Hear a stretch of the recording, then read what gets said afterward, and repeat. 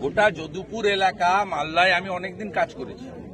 পুরো যদুপুর এলাকা এবং কালিয়াচক এখানে বাড়িতে বাড়িতে বন্দুক আছে। বাংলাদেশের সীমান্তবর্তী এলাকা, গাঁজার চাষ হয়, হেরোইন এবং জাল নোট পাচার হয়। এবং যেটা মরেছে বকুল শেখ, একটা ডন।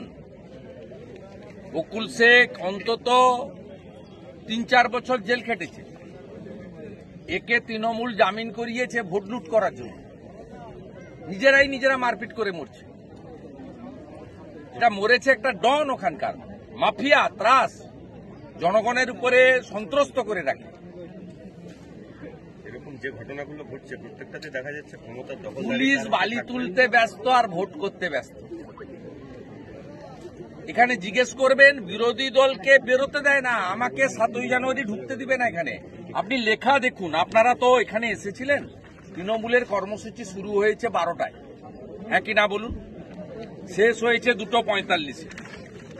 আইসি লিখছে দেখুন, 6টা থেকে রাত্রি 8টা।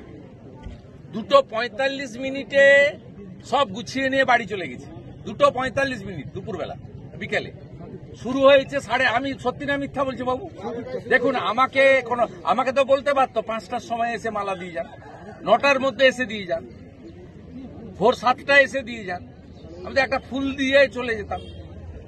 এই যে মানসিকতা, leader of opposition Mamata Banerjee যদি 2,75,00,000 লোককে প্রতিনিধিত্ব করে, আমিও 2,33,00,000 লোককে প্রতিনিধিত্ব করি। গণতন্ত্রে শাসক থাকলে বিরোধী থাকবে।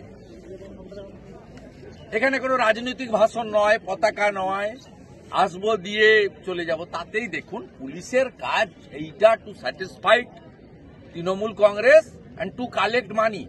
নদীগুলোকে কি কষ্ট, এইগুলো ভগবানের দান, প্রকৃতির দান।